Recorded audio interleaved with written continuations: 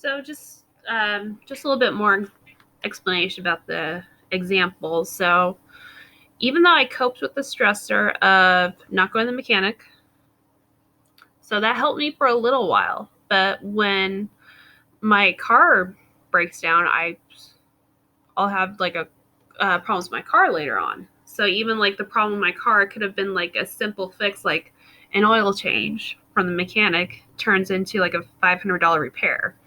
So there's like financial consequences. And also I still have to deal with the stressor of going to the mechanic, which I didn't want to do in the first place.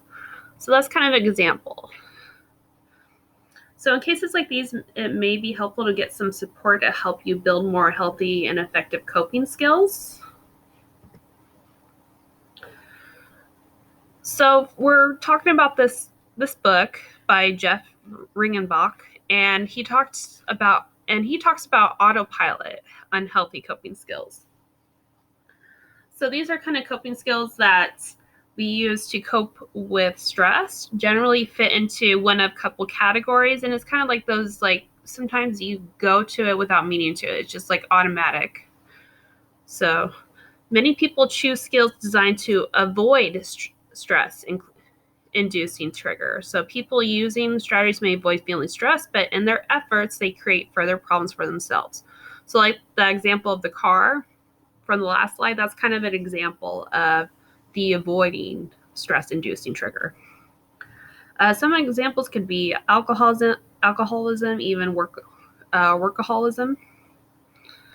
Others push themselves to do stressful things, but then in an attempt to soothe themselves may engage in behavior.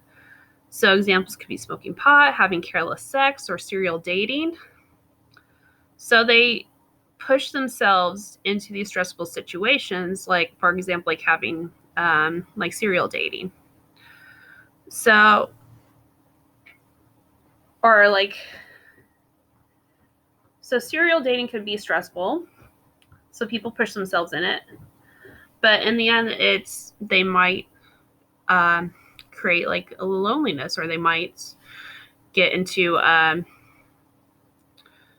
trouble with STDs if they're having sex.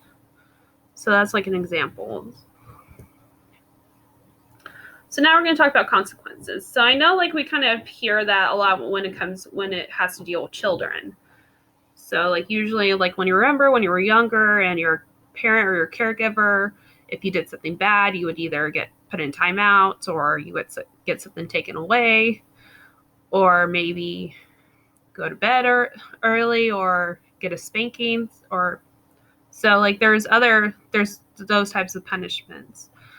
So as we get older, we still get kind of consequences, but it's not like kind of like as noticeable as when you were a child.